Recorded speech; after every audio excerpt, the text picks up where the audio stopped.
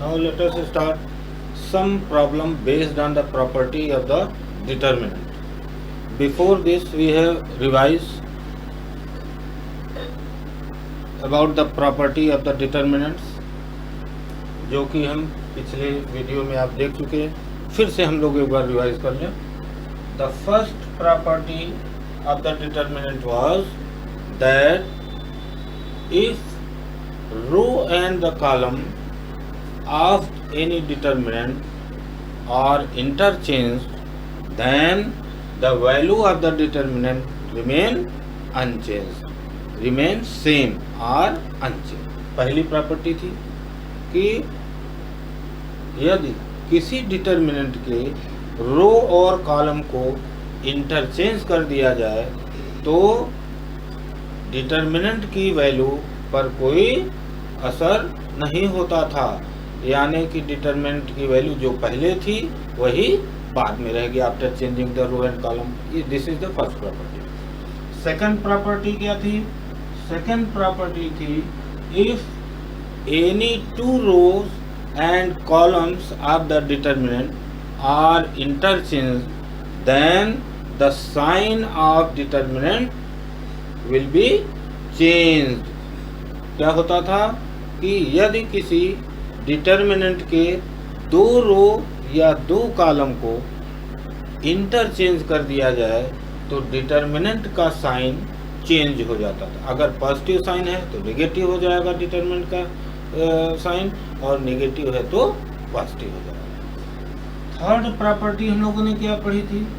Third property ये पढ़ी थी कि if any two rows and columns of the determinant are identical, अगर कोई भी दो रो और दो कॉलम किसी डिटर्मिनेंट के आइडेंटिकल हों then the value of determinant is equal to 0 मिलता है. उस डिटर्मिनेंट की वैल्यू क्या मिलेगी? 0 मिलेगी. ये बात.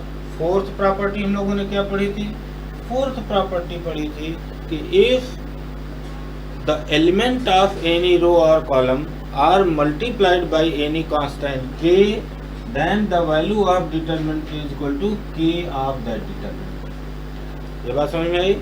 किसी रो या कॉलम के एलिमेंट को k से, k is the constant, multiply कर दिया जाए तो जो डिटर्मिनेंट की वैल्यू होती है k times of that determinant value. Right. Fifth property हम लोगों ने क्या पढ़ी थी? फिफ्थ प्रॉपर्टी ये पढ़ी थी कि इफ द रो और द रो एलिमेंट और द कॉलम एलिमेंट, कोई भी रो या कॉलम ऑफ द डिटर्मिनेंट और the sum of the two terms, then determinant can be written in the sum of two determinant. जैसे a plus lambda, a2 plus lambda and a3 lambda 1 lambda 2 and a3 plus lambda 3.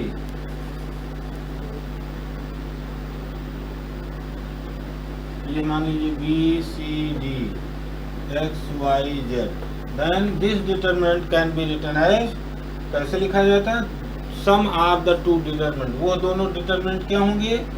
a1 b x a2 c y a3 d z.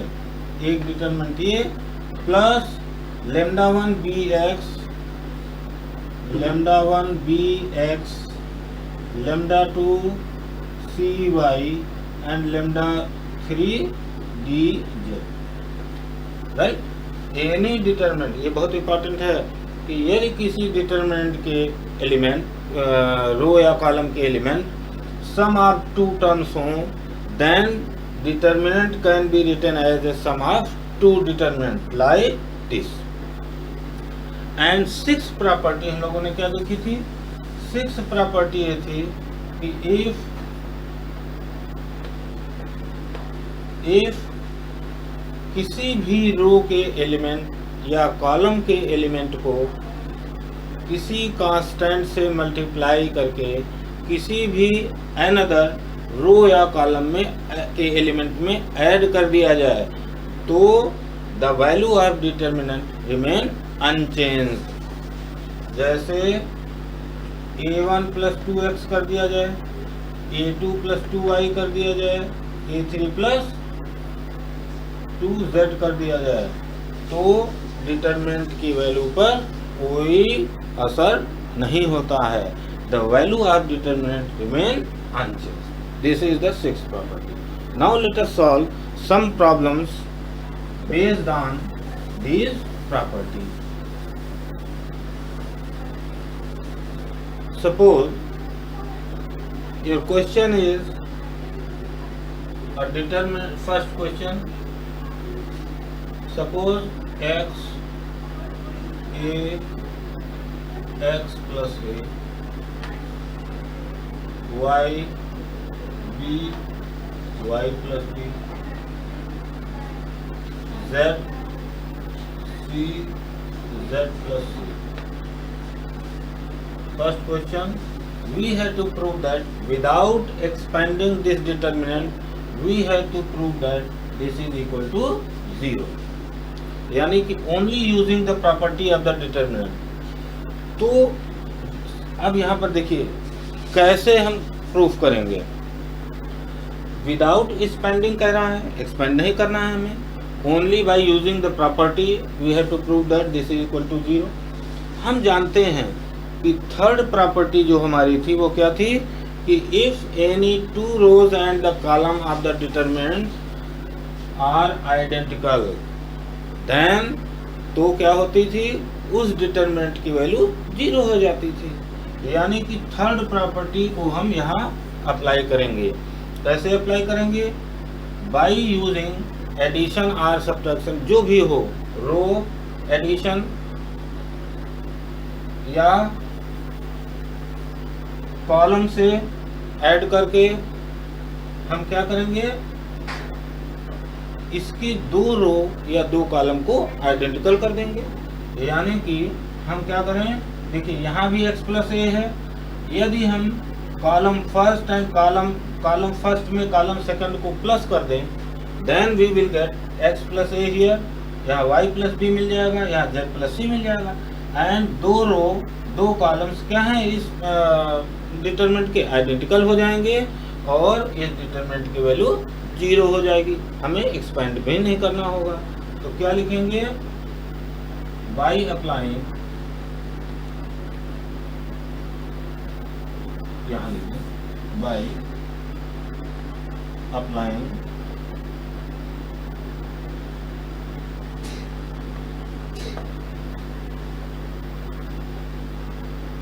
C1 is equal to C1 plus C2. C1 is equal to C1, यानी कि C2 is added to column 1. क्या मिलेगा, we get, क्या मिला हमें मिला x plus a x plus a, y plus b y plus b, and z plus c and z plus c. अब since column 1 and 3 are identical,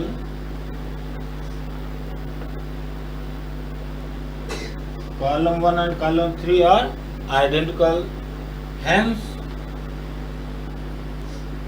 value of determinant equal to 0। इस determinant की value हमें क्या मिल जाएगी, 0 मिल जाएगी। तो इस टाइप से हम, यदि क्वेश्चन में आपके ये कह रहा हो कि विदाउट एक्सपेंडिंग, यानी कि using the property only prove that this one, तो हम क्या करेंगे, यदि 0 के इक्वल किया गया है तो हम थर्ड प्रॉपर्टी यूज करेंगे। एंड थर्ड प्रॉपर्टी इज कि किसी भी दो रो या दो कॉलम को ऑफ द डिटरमिनेंट को आइडेंटिकल कर दिया जाए।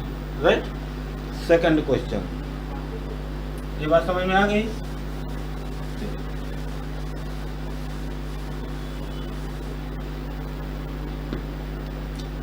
सेकंड क्वेश्चन इज डिटर्मिनेंट की वैल्यू, डिटर्मिनेंट क्या है, a minus B, b minus C, c minus a, b minus c and c minus a. This is equal to c minus a and a minus b, a minus b and b minus c. We have to prove that this is equal to 0 without expanding it. बिना expand किए हमें क्या prove करना है कि ये 0 के equal है। चलिए अब suppose R1 is equal to, देखिए R इसमें सेकंड और थर्ड को ऐड कर दिया जाए तो हमें क्या मिल जाएगा, a प्लस a है माइनस a है, माइनस b है प्लस b है, माइनस c प्लस c, यानी कि R1 plus R2 plus R3। R1 में क्या किया गया, R1 में R2 और R3 को प्लस कर दिया गया, क्या मिला हमें, हमें मिल गया 0 बिकॉज a माइनस बी, देखिए a minus b plus b minus c plus c minus a minus b plus b minus c plus c minus a, ये देखिए सारे क्या हो गए, right, minus b plus b, a minus A, c minus c and c, ये दोनों हमें क्या मिल गया, फर्स्ट एलिमेंट की। ऐसे ही यहाँ क्या मिल जाएगा हमें, ये भी देखिए ये दोनों कैंसिल आउट हो जाएंगे, ये भी कैंसिल हो जाएंगे, बी भी कैंसिल, ये भी 0 मिल जाएगा। यहाँ क्या मिलेगा हमें, ये सी इस सी से कैंसिल होगा जब हम इन सबको ऐड कर देंगे, ऐसे c minus a plus a minus b plus b minus c, देखिए बी कैंसिल, सी यानी कि विल गेट 0। और किसी भी डिटर्मिनेंट की कोई भी row c minus A minus B and B minus c, we will get, हमको क्या मिल गया, एक डिटर्मिनेंट ये मिल गया by applying R1 is equal to R1 plus R2 plus R3। और किसी भी डिटर्मिनेंट की कोई भी रो, एनी रो और column element are 0, it means the value of determinant is 0, यानी कि विदाउट एक्सपेंडिंग हमने क्या किया, एक लाइन में using the property of the determinant हमने प्रूफ कर। तो इसे प्रूफ करने के लिए यदि इक्वल टू 0 है, इसका मतलब we will use the third property. Third property use करेंगे, या किसी भी रो या कॉलम के एलिमेंट 0 हो जाएं, then the value of determinant क्या होगी, हमेशा 0 मिलेगी, क्योंकि 0 is multiplied by this determinant, this 0 is multiplied by this determinant and this 0 is multiplied by this determinant, 0। Okay, next question, ये कौन सा क्वेश्चन था, सेकंड क्वेश्चन, ये अच्छा question.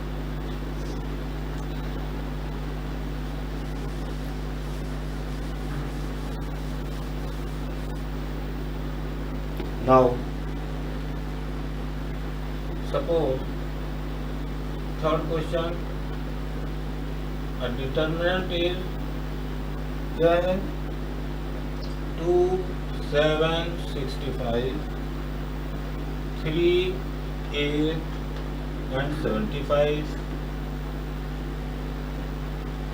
5, 9 and 86 is equal to 0. Without expanding, we have to prove that the value of this determinant is 0. इसका मतलब यहाँ भी हम लोग क्या करेंगे, third property of the determinant apply करेंगे। थर्ड प्रॉपर्टी क्या, कि किसी दो रो या दो कॉलम को इक्वल आइडेंटिकल कर देंगे। ठीक, कैसे आइडेंटिकल किया जाए, देखिए यहाँ 2, 3, 5, 7, 8, 9, 65, 75 एंड 86। ओके,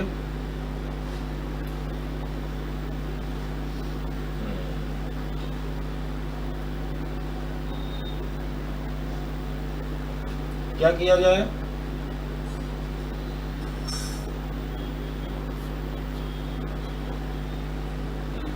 ये देखिए यहाँ, यदि कॉलम सेकंड को 9 से मल्टीप्लाई किया जाए और कॉलम थर्ड में सब्ट्रैक्ट कर दिया जाए, यानी कि अप्लाई क्या किया जाए, column C3 is equal to C3 minus 9C2, यदि ऐसे कर दिया जाए, C3 is equal to C3 minus 9C2, then ये डिटरमिनेंट क्या मिल जाएगा, 2, 3, 5, 7, 8, 9 एंड 2 यहाँ मिलेगा, यहाँ 3 मिलेगा और यहाँ क्या मिल जाएगा, 5 मिल जाएगा, यानी कि 2 columns of this determinant are identical, that's why इसकी वैल्यू क्या मिल जाएगी, 0। ये समझ में आई बात।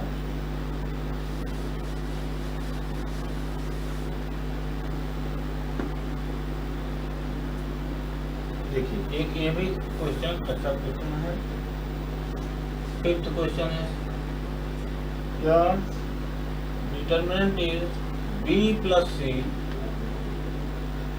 C plus A and A plus B, Q plus R, R plus P and P plus Q, Y plus Z, Z plus X and X plus Y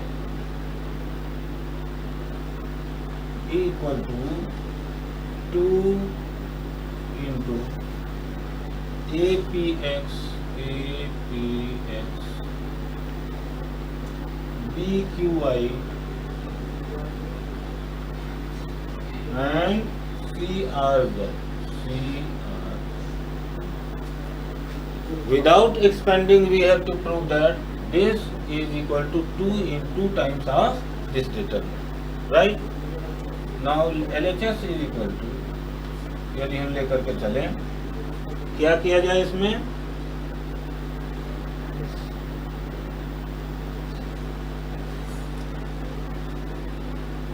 first में यदि इन रो सेकंड और थर्ड को add कर दिया जाए, क्या मिलेगा हमें, देखिए 2B, 2C एंड 2A मिल जाएगा।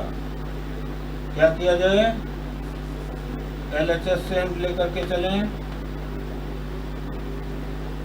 R1 is equal to R1 plus R2 plus R3, तो 2B मिल गया, 2C मिल जाएगा एंड 2A मिल जाएगा, नहीं, और ये 2 का टर्म हमें मिल जाएगा, राइट। अब हमें क्या मिला यहाँ मिल गया हमें 2A plus B plus C, ये मिल गया। फिर यहाँ क्या मिला, 2 into P plus Q plus R, और यहाँ क्या मिल जाएगा, 2 into X plus Y plus Z and C plus A plus B, P plus Q and R plus P and P plus Q, Z plus X and X plus Y, एक determinant ये। Taking 2 as A common, 2 हमने क्या किया, first row से बाहर ले लिया, अब हमें क्या मिल गया, ये मिल गया, राइट। अब क्या किया जाए, फर्स्ट रो में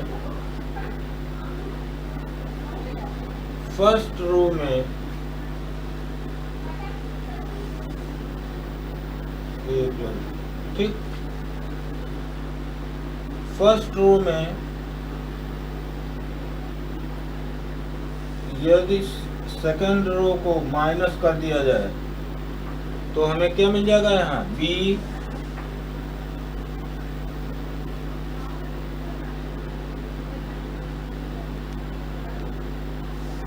फर्स्ट रो में यदि सेकंड रो को माइनस कर दिया जाए, यानी कि R1 is equal to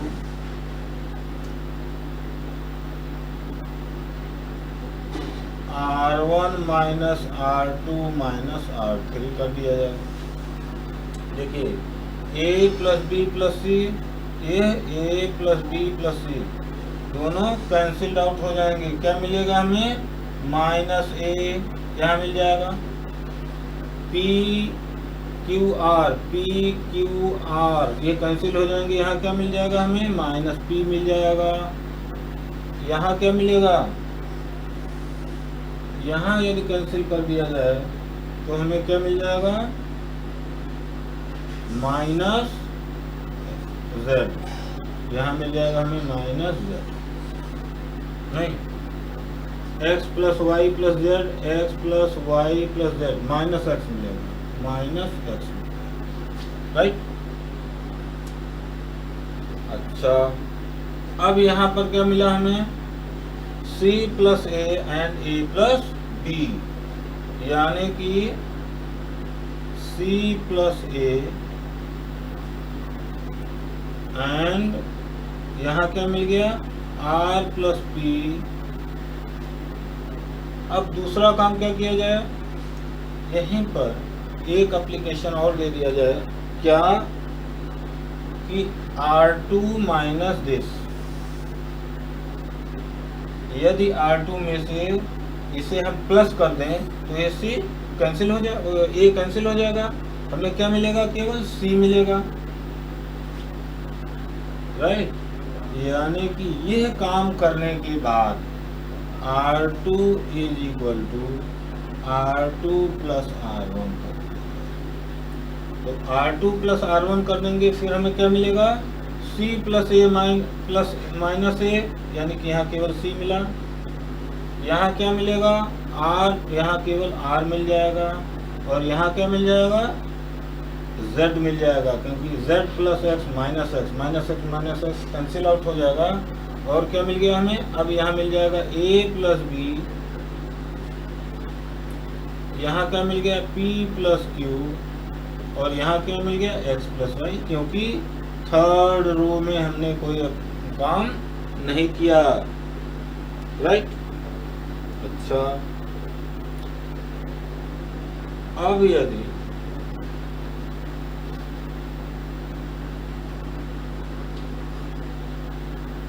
a plus B,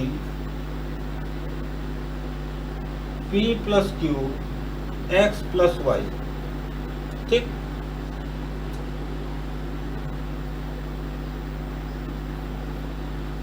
हाँ,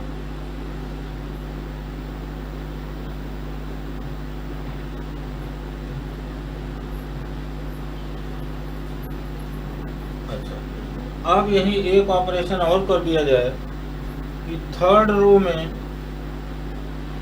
आप फर्स्ट रो को प्लस कर दें, तो यहाँ क्या मिलेगा हमें, यहाँ मिल जाएगा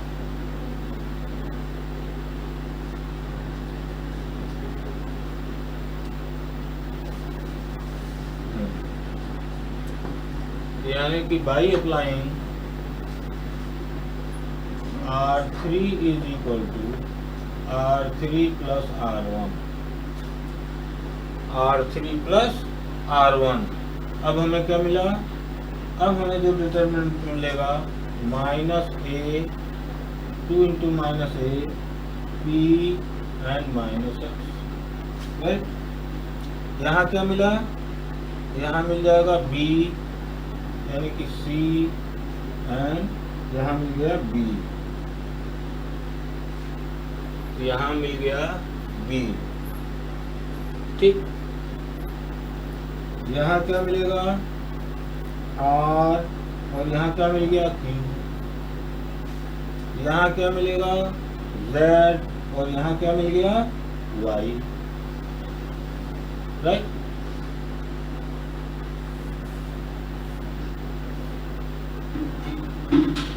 ये मिला। अब क्या किया जाए, टेकिंग द माइनस, यहाँ से माइनस कॉमन ले लिया जाए तो माइनस बाहर आएगा, दिस विल बिकम -2 और इन दोनों रोज को इंटरचेंज कर दिया जाए। तो यूजिंग द प्रॉपर्टी, यदि यह दोनों प्रॉपर्टी, सेकंड प्रॉपर्टी है कि यदि दो row and column are interchange, इन दोनों को इंटरचेंज कर दिया जाए तो डिटरमिनेंट की वैल्यू क्या हो जाती है, साइन चेंज हो जाता है। यानी कि एक साइन यदि इसको इंटरचेंज कर दिया जाए तो एक नेगेटिव साइन यहाँ से मिलेगा, यानी कि this is equal to -2 into APX, और इन दोनों को इंटरचेंज किया गया, फिर माइनस हुआ इसकी वैल्यू, यानी कि -1 माइनस प्लस, और हमें क्या मिल गया, BQY एंड CR, और यही हमें प्रूफ करना। ये बात समझ में आई, यानी कि ठीक। इसके बाद यहाँ पहुँचे, यहाँ से नेगेटिव से तीनों टर्म नेगेटिव में है, इसलिए नेगेटिव आपने क्या किया, कॉमन ले लिया, तो ये नेगेटिव हो गया। इसके बाद इन दोनों रोज को आपस में इंटरचेंज कर दिया गया। क्यों इंटरचेंज कर दिया गया, क्योंकि we have to prove that this one, और यहाँ C ऊपर था, ये नीचे था, दोनों को इंटरचेंज कर दिया गया। तो एक नेगेटिव साइन इसका और एक by interchanging the sign of the determinant change, तो ये पॉजिटिव था, यानी कि इसका साइन नेगेटिव होगा, और नेगेटिव एंड नेगेटिव पॉजिटिव, यानी कि अब हमें ये बात समझ में आई। क्या किया गया, सिंपल LHS से by applying R1 equal to R1 plus R2 plus R3 किया गया, फिर R1 equal to R1 minus R2 minus R3। ये करने के बाद तब हमने क्या किया, R2, अब हमारे पास R2 क्या हो गया, ये मिला, R1 क्या मिला, ये, क्योंकि यह जो मिला ये बाई अप्लाइंग दिस, ठीक। और इसके बाद फिर क्या अप्लाई किया आपने, R2 equal to R2 minus R1, R2 तो यही है बट R1 इज नाउ ये कहाँ से मिला, इसको अप्लाई करने के बाद। इसके बाद आपने क्या किया, माइनस कॉमन ले लिया, दिस विल बिकम -2, और फिर इन दोनों को इंटरचेंज किया, एक माइनस वहां से मिला, एंड माइनस माइनस प्लस, ये प्रूफ, राइट। अब मान लीजिए ये तो सारे क्वेश्चंस थे कि विदाउट एक्सपेंडिंग, हमें एक्सपेंड नहीं करना है, we have to use only the property. अब मान लीजिए एक क्वेश्चन और है इसमें आपके बुक में, without expanding we have to prove that, 7th question, कि विदाउट एक्सपेंडिंग एक डिटरमिनेंट है -a² AB and AC,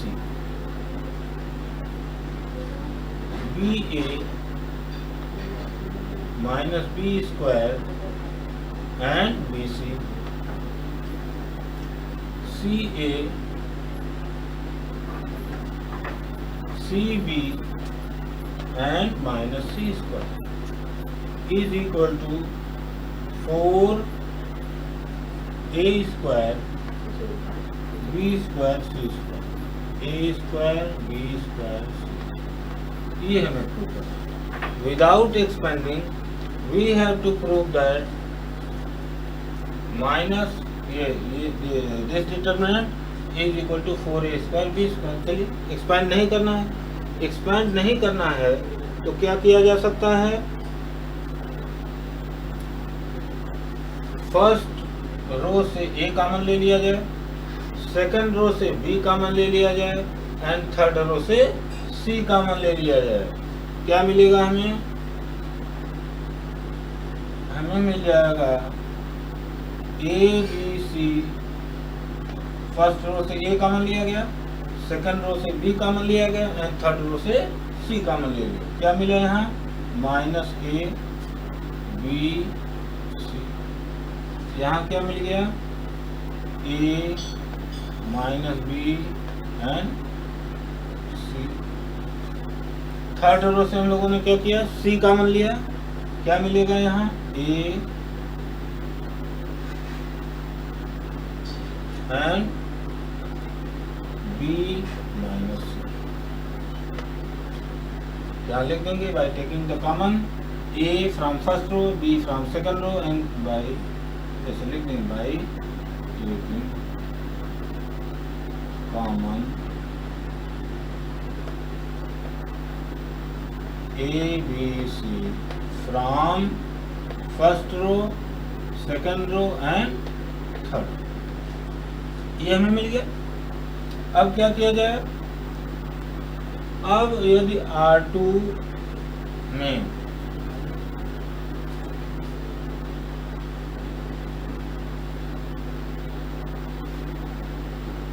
R2 is equal to R2 plus R1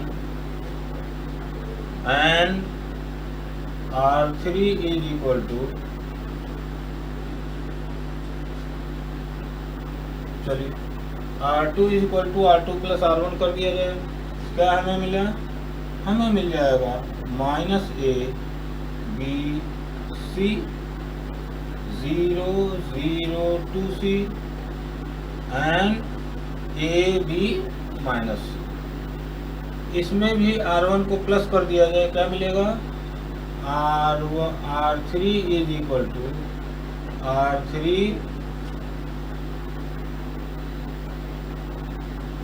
plus R1। R3 में R1 प्लस कर दिया गया, इस दोनों में कोई चेंज होगा नहीं, तो ये हो जाएगा 0, ये हो जाएगा 2b और ये हो जाएगा 0 ए बी। ठीक, अच्छा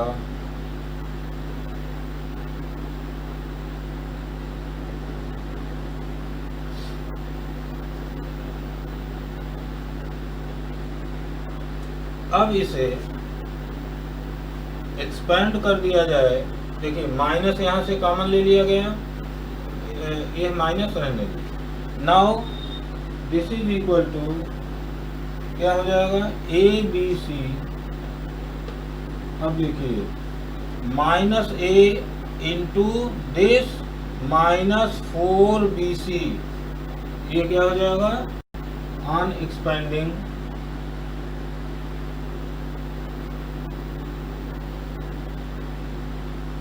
क्या मिल जाएगा, minus A into minus 4bc, this is equal to 4a square b square and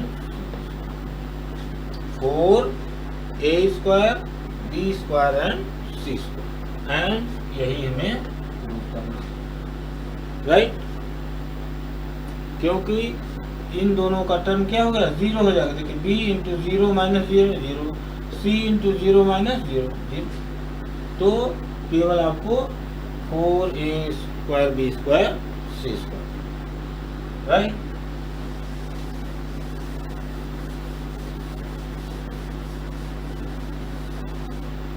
next question, जैसे मान लीजिए 8 क्वेश्चन है, 1a square 1b square 1c is equal to a minus b minus c and c minus, ये prove करना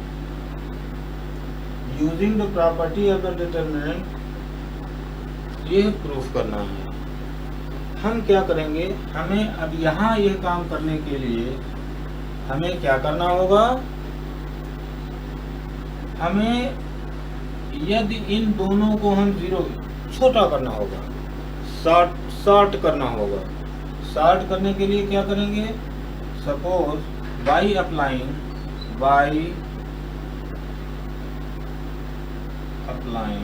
क्या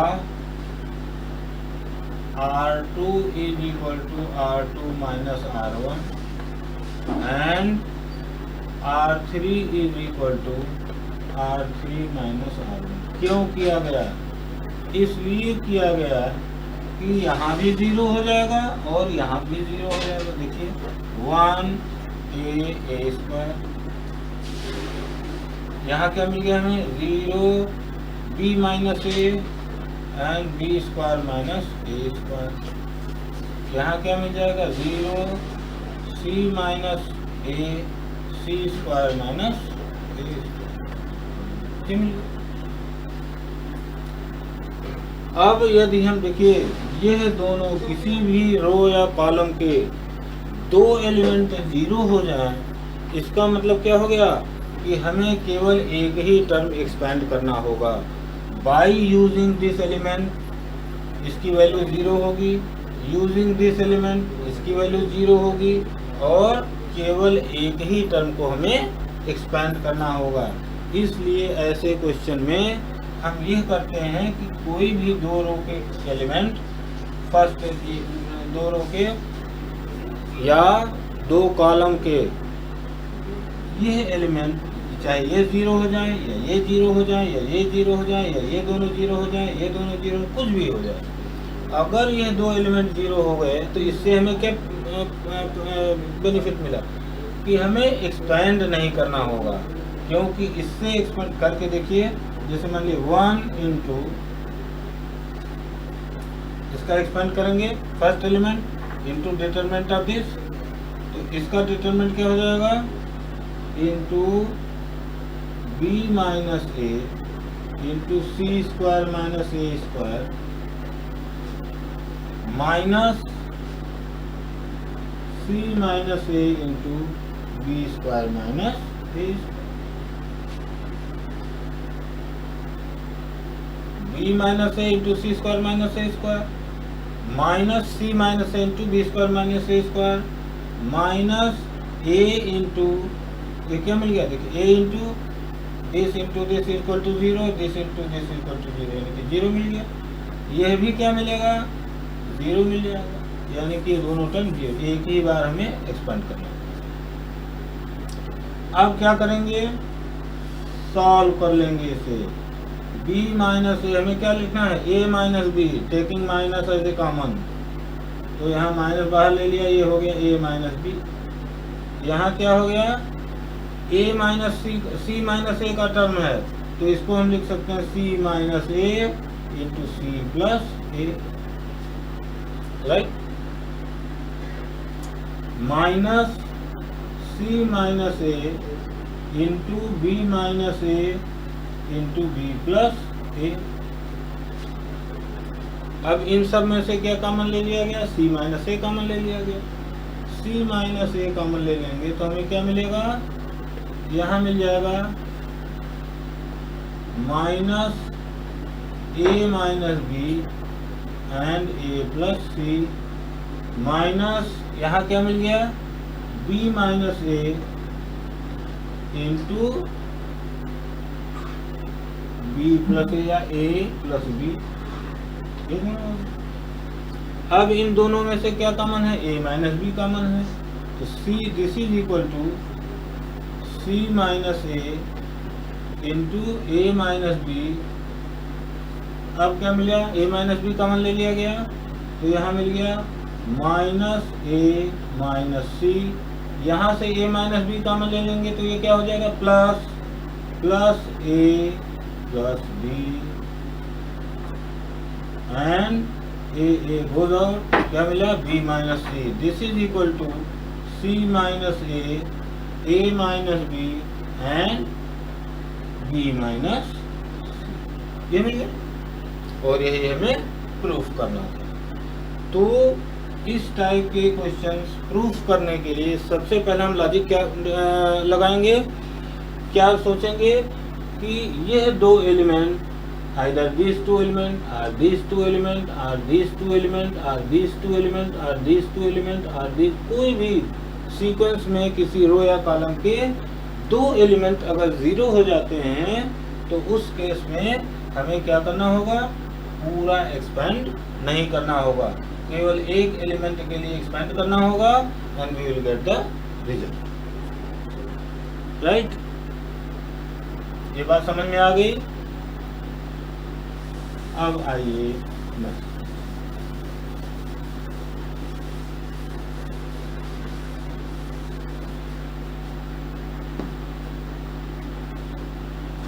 suppose x, ये question है 10th, y plus K y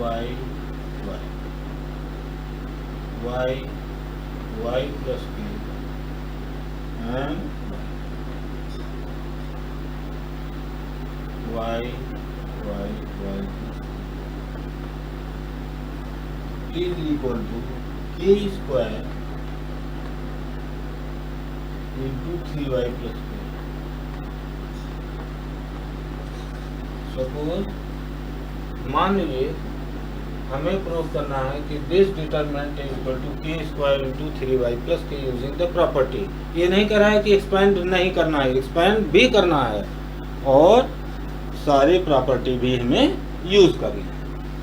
उस केस में हम क्या करेंगे, हमें इसे सॉर्ट करना होगा। राइट, कैसे सॉर्ट करेंगे? R1 इज इक्वल टू, चूंकि 3 का टर्म 3y देखिए देखने से यहाँ मिल रहा है, जो हमें प्रूव करना है वहां से हमें कुछ क्लू मिल जाते हैं। यानी कि 3y का टर्म कैसे मिलेगा? यदि रो 1 में इन दोनों रो 2 और रो 3 को प्लस कर दिया जाए। देखिए 3y का टर्म आ रहा है, यहाँ भी 3y का टर्म है, यहाँ पे, यानी कि एक हमें लॉजिक यहाँ से मिल गई कि यदि हम रो 1 में इन तीनों को ऐड कर दें तो we will get the 3y, काम हो जाएगा। तो R1 is equal to R1 plus R2 plus R3। क्या मिला हमें? हमें मिल गया 3y प्लस के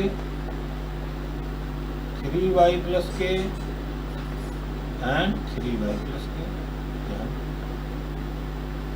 और y plus K y and y plus के।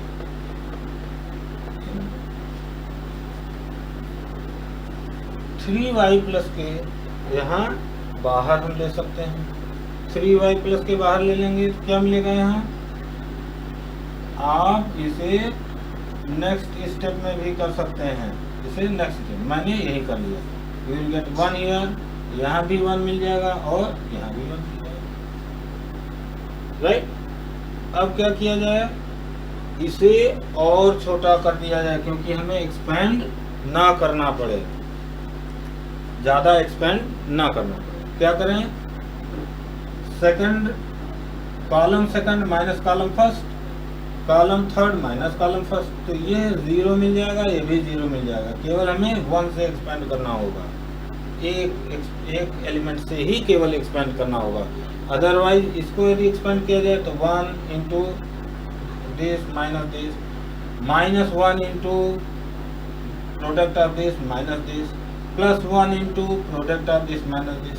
तो यहाँ हम क्या लॉजिक लगाएंगे कि इन दोनों को 0 कर लिया जाए, और इन दोनों को 0 करने के लिए R2 column 2 minus column 1, column 3 minus column 1, यानी कि हम क्या करेंगे, C2 is equal to C2 minus C1 and C3 is equal to C3 minus C1। अब हमें क्या मिला यहाँ, 3y प्लस के इंटू 1y इंटू y, ये तो सेम रहेगा। यहाँ क्या मिल गया हमें, 0 C2 माइनस C1, यहाँ क्या मिला k और यहाँ क्या मिल गया 0। C3 माइनस C1 0 0 एंड यहाँ भी क्या मिल गया, अब ये देखिए छोटा हो गया। Now you have to expand this determinant by only one element of the row, because इस एलिमेंट से एक्सपेंड करेंगे 0 मिलेगा, इस एलिमेंट से एक्सपेंड करेंगे तब भी वैल्यू 0 मिलेगी। और अब अगर इसे एक्सपेंड करेंगे तो दिस इज इक्वल टू के स्क्वायर माइनस 0, यानी कि अब हमको दिस इज इक्वल टू के स्क्वायर इंटू 3y प्लस के। तो इस टाइप से हम लॉजिक लगाएंगे। कैसे क्वेश्चन लगेगा, कुछ क्लू हमें आंसर से भी, जो हमें प्रूव करना है, इससे भी मिल जाते हैं। जैसे अभी हमने बताया यहाँ 3y का एक टर्म आ रहा है, और 3y का टर्म कैसे मिलेगा, अगर इन दोनों को इसमें प्लस कर दिया जाए तो देखिए 3y प्लस के मिल गया, यहाँ भी 3y प्लस के मिल गया, यहाँ भी 3y प्लस के, राइट। इस टाइप से आप लॉजिक क्रिएट करेंगे। अब मान लीजिए एक क्वेश्चन और सॉल्व किया जाए, कुछ क्वेश्चन सॉल्व करें, रेस्ट क्वेश्चन आप अपने घर पे करेंगे। मान लीजिए 11th,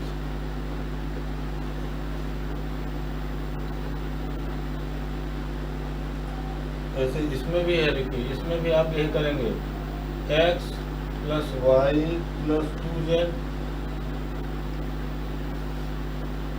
z x y plus z plus 2x and x y x z plus x plus, इसमें भी यही काम करेंगे। दिस इज इक्वल टू, क्या प्रूव करना है हमें, 2 into X plus Y plus Z, ये प्रूव करना है। आप इसमें भी क्या करेंगे, देखिए 2 इंटू समथिंग आ रहा है, आप क्या करेंगे, देखिए इसमें हाँ क्या किया जाए, यदि अब देखिए फर्स्ट कॉलम में सेकंड एंड थर्ड कॉलम को ऐड कर दिया जाए तो हमें क्या मिलेगा, देखिए यहाँ 2 इंटू करके देखिए, column 1 is equal to column 1 plus column 2 plus column 3, क्या मिला हमें, यहाँ मिल गया x plus 2 into X plus Y, 2 into X plus Y plus Z,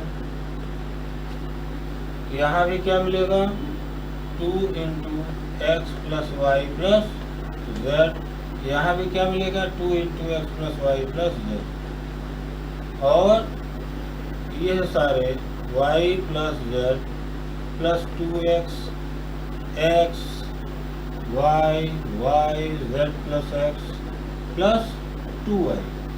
same problem, यहाँ क्या करेंगे, 2 इंटू ये कॉमन ले लेंगे, अब कॉमन ले लेंगे तो यहाँ क्या मिल जाएगा आपको, 2x plus Y plus Z, और यहाँ क्या मिल जाएगा, 1 1 1। फिर वही काम करेंगे जो इसके पहले वाले क्वेश्चन में किया गया था, क्या करेंगे, इन दोनों को 0 कर देंगे। क्यों 0 कर देंगे, इसलिए 0 कर देंगे क्योंकि हमें क्या हो जाए, एक ही एलिमेंट से एक्सपेंड करना पड़े, otherwise you have to expand either this by this by this by this, या इन तीनों एलिमेंट से आपको एक्सपेंड करना होगा। अब क्या कीजिएगा, R2 माइनस R1 ये 0 हो जाएगा, R3 माइनस R1 ये 0 हो जाएगा, केवल आपको 1 से एक्सपेंड करना पड़ेगा and you will get the result, right. ये आप अपने मन से कीजिएगा। इसी टाइप से आप सारे क्वेश्चन सॉल्व करेंगे। अब नेक्स्ट क्लास में हम लोग एडजॉइंट ऑफ द मैट्रिक्स के बारे में, ये सारे क्वेश्चन आप लगाइएगा।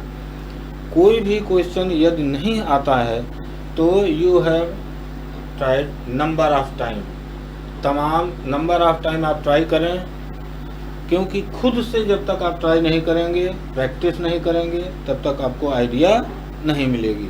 यदि कोई क्वेश्चन नहीं आता है, आपका क्वेश्चन आंसर नहीं मिल रहा है या प्रूफ आप नहीं कर पा रहे हैं, आप क्या कीजिए, फिर you have to debug all the lines, जो भी आपने लाइन लिखी उसको क्या कीजिए, डिबग कीजिए, एक एक लाइन डिबग कीजिए। कहीं ऐसा तो नहीं है कि आपने कहीं गलती की हो। बाय डिबगिंग और उसके बाद जब आपको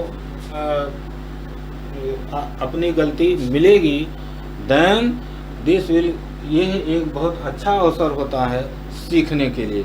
जब आपके क्वेश्चन सॉल्व नहीं होते हैं तो आपको क्या करना चाहिए, नंबर ऑफ टाइम्स उस क्वेश्चन को ट्राई करना चाहिए, उसे पहले चेक करना चाहिए। खुद ही टीचर बनिए, खुद स्टूडेंट बनिए, और जब आप नंबर ऑफ टाइम्स चेक करेंगे तो उसी क्वेश्चन में, जो क्वेश्चन आपको नहीं सॉल्व हो रहा है, सेम क्वेश्चन, वही क्वेश्चन आपको बहुत सारी चीज़ें बताएगा।